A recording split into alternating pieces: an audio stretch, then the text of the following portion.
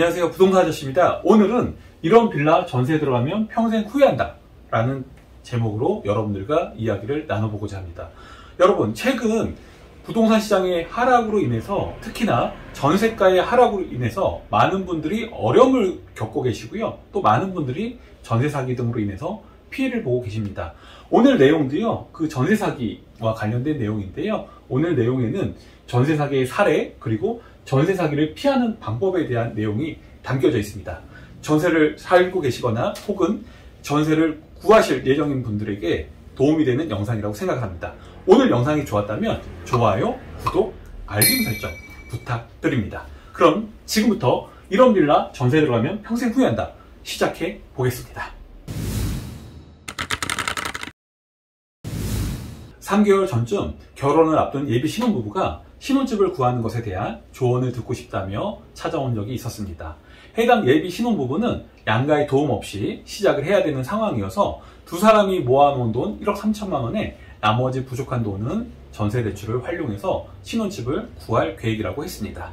주말마다 한 달 이상을 집을 알아보러 다녔는데요, 드디어 마음에 드는 집을 발견했다고 합니다. 지어진 지 한 2년 정도밖에 안 된 비교적 신축급 빌라였는데요, 내부 컨디션도 너무 좋았고요, 무엇보다 주변의 교통, 또 상권 등이 마음에 들었다고 합니다. 또 제일 중요한 건요, 주변 시세보다 한 4천에서 5천만 원 정도 저렴했기 때문에 두 사람은 이미 해당 빌라로 마음을 기운 상태라고 했습니다. 그런데 해당 신혼부부의 이야기를 듣고 있다 보니 이상한 점이 한두 가지가 아니었습니다. 오랫동안 중개업을 하다 보니 일반적이지 않은 곳에서 항상 문제가 발생했었습니다. 즉, 일반적이지 않은 것은 처음에는 경제적으로 이득이 되는 것처럼 보이지만 시간이 가면 갈수록 그 피해의 크기는 점점 커진다는 최대의 단점이 있습니다. 그리고 정신적인 스트레스, 피해는 덤으로 얻게 됩니다. 그러므로 일반적이지 않은 것은 애초부터 멀리하는 것이 경제적으로나 정신적으로 이득이 될 때가 많습니다. 제가 왜 해당 빌라가 일반적이지 않다고 생각했냐면 그 이유는 다음과 같은 두 가지 때문입니다. 첫 번째 이유는 집 컨디션에 비해서 전세 가격이 너무 저렴했기 때문입니다. 일반적으로 임대인이 월세를 포기하고 전세로 세를 놓는 이유는 임차인의 전세 보증금이라는 목돈을 활용하기 위함입니다. 그러므로 임대인 입장에서는 특별한 이유 없이 주변 시세보다 전세가를 낮게 집을 내놓을 이유가 없습니다. 그런데 유독 이 집은 주변 시세보다도 5천만 원 가까이 저렴하게 내놨다는 건 굉장히 일반적이지 않습니다. 물론 임대인이 이 지역에 살지 않아서 이 지역의 시세를 잘 몰라서 저렴하게 내놓을 수도 있습니다. 하지만 이는 일반적이지 않기 때문에 왜 이렇게 싸게 전세가 나왔는지 그 이유는 분명히 확인해 볼 필요가 있었습니다. 그리고 두 번째는요, 현재 임차인이 입주한 후에 곧바로 소유자가 바뀌었다는 것입니다. 그 해당 예비 신혼부부의 말에 의하면요, 이 전세 임차인이, 현재 살고 있는 전세 임차인의 만기는 올해 4월 초라고 했습니다. 그런데요, 해당 빌라의 등기부를 제가 열람해 보니까, 발급받아서 확인을 해 보니까 이 임차인이 4월 3일날 잔금을 치르고 입주를 했는데 임대인이 4월 7일날 바뀌었다는 것입니다. 이 패턴은요, 전형적인 전세 사기, 요즘 최근 이슈가 되고 있는 전세 사기 패턴인데요, 안 팔리는 빌라를 고가로 전세를 맞춰놓고 세입자가 잔금을 치르면 바로 일명 우리가 바지라고 하는 명의 대여자로 소유권 이전 등기를 하는 패턴, 이 패턴을 보이고 있기 때문에 이 부분도 반드시 확인해 볼 필요가 있었습니다. 이러한 전세 사기는 매매가와 전세가의 차이가 작은 빌라에서 주로 많이 발생을 합니다.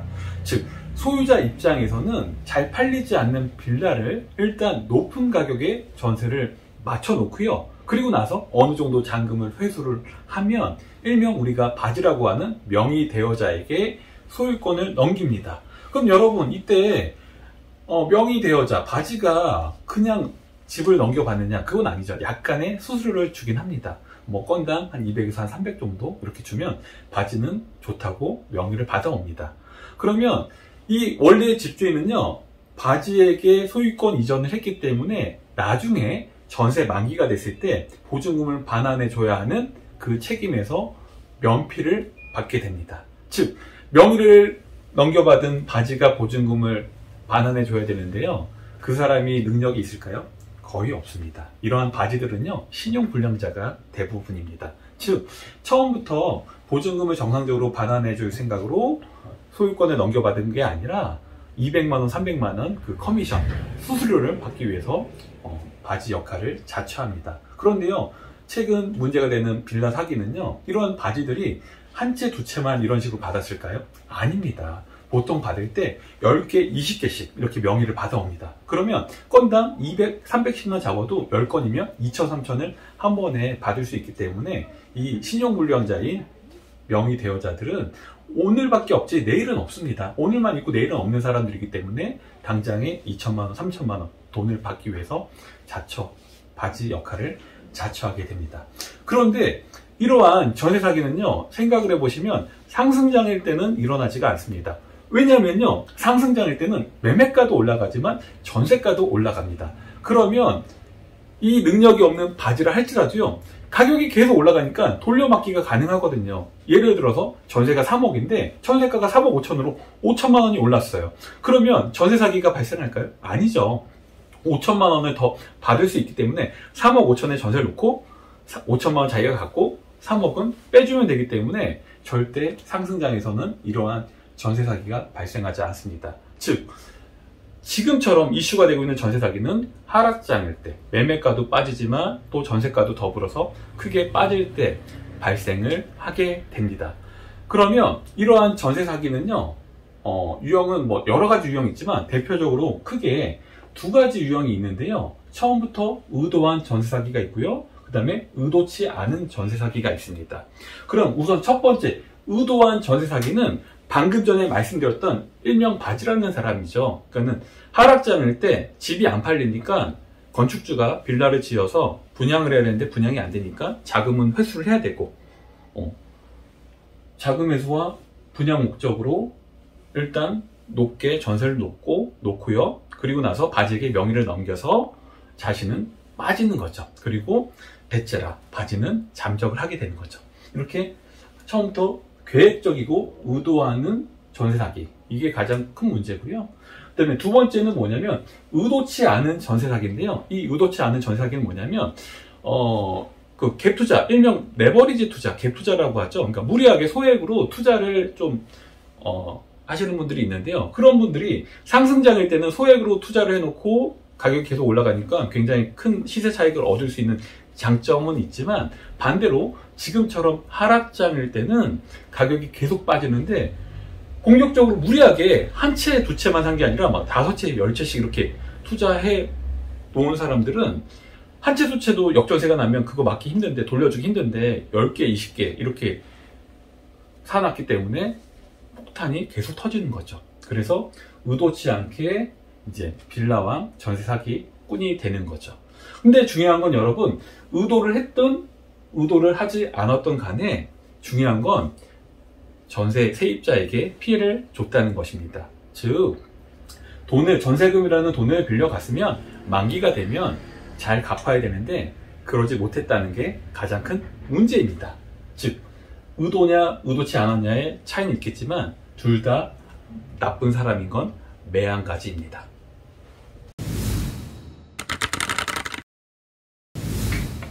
저는 해당 예비 신혼부부의 부탁으로 신혼집 구해주기 컨설팅 계약을 정식으로 체결했습니다. 그리고요, 예비 신혼부부에게 왜 해당 빌라가 문제가 있는지 또 문제 소지가 있는지에 대해서 정확하게 설명을 하고 다른 집을 신혼집으로 얻어주기 위해서, 구해주기 위해서 한번 그 빌라에 대해서 탐문조사를 해보기로 했습니다. 그래서 제가 현장에 가서요, 주변 환경도 보고 또 시세도 파악을 하고 빌라에 대해서 좀 알아봤는데요. 매매 시세는 한 3억 정도 됐고요. 근데 이 해당 신혼부부는 전세 2억 2천만 원으로 집을 봤습니다. 그러면 매매가 3억인 집을 전세 2억 2천에 들어가면 이 상태로만 놓고 보면 뭐 특별히 위험하거나 뭐 특별할 게 없는 그냥 일반적인 전세 물건인데요. 왜 문제라고 저는 생각을 했냐면 지금 현재 살고 있는 임차인의 전세 보증금이 얼마였냐면 3억 3천만 원이었습니다. 즉 임대인이 2억 2천만 원의 전세를 맞추게 되면 전에 살고 있는 임차인의 3억 3천만 원 보증금을 반환하기 위해서는 1억 1천만 원을 융통해서 얹어서 빼줘야 되거든요. 그럼 과연 이 임대인이 1억 1천만 원을 융통해낼 수 있는 여유가 있는지, 그 부분이 일단 걸렸는데, 그런데요 여러분, 아까 이 신혼부가 이 집을 마음에 들어하는 이유 중에 하나가 바로 시세보다 4천에서 5천만 원 정도 쌌다고 했잖아요. 근데 저도 그래서 전세가를 한번 시세를 알아봤는데요, 이 정도 컨디션의 집이면 2억 5천, 6천까지는 충분히 받을 수 있다고 합니다. 그러면 임대인이 2억 5천에만 전세를 놓으면 빼줘야 되는 돈이 1억 천이 아니라 8천만 원으로 줄일 수가 있거든요. 그러면 정상적인 사고를 갖고 정말 전 세입자의 3억 3천만 원 보증금을 빼줄 생각이 있었다고 하면 굳이 시세보다 저렴하게 2억 2천의 전세를 놓지 않겠죠. 이 대목에서 뭔가 이 임대인의 숨은 꿍꿍이가 있을 수 있겠다, 이 합리적 의심이 저는 강하게 들었습니다. 자, 여러분, 이 빌라의 문제점, 방금 말씀드렸듯이 왜 임대인은 전세보증금 3억 3천만 원을 빼줘야 되는데, 그러면 본인이 융통해야 되는 돈을 줄이면 줄일수록 유리한데 왜 굳이 싸게 전세를 내놓는지, 이 부분이 일단 걸렸고요. 그 다음에 앞서 말씀드렸듯이 해당 임차인은 3억 3천 살고 있는 임차인은 21년 4월 3일 날 들어왔습니다. 3억 3천에. 그런데 이 집의 등기부를 보면요, 지금 현재 임대인으로 소유권이 언제 바뀌냐면 21년 4월 7일 날 바뀌어요.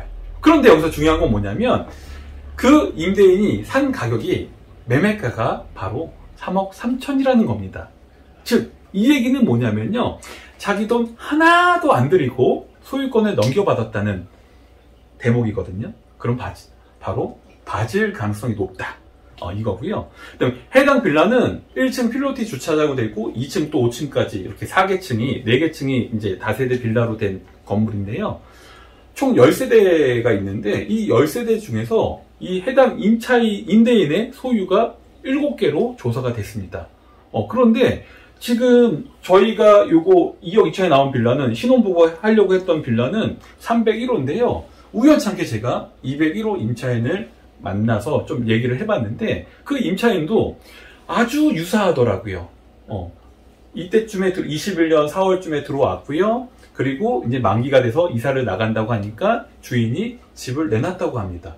그런데 시세보다, 자기가 살고 있는 집의 시세보다 저렴하게 집을 내놓은 상황이라고 그런 얘기를 하더라고요.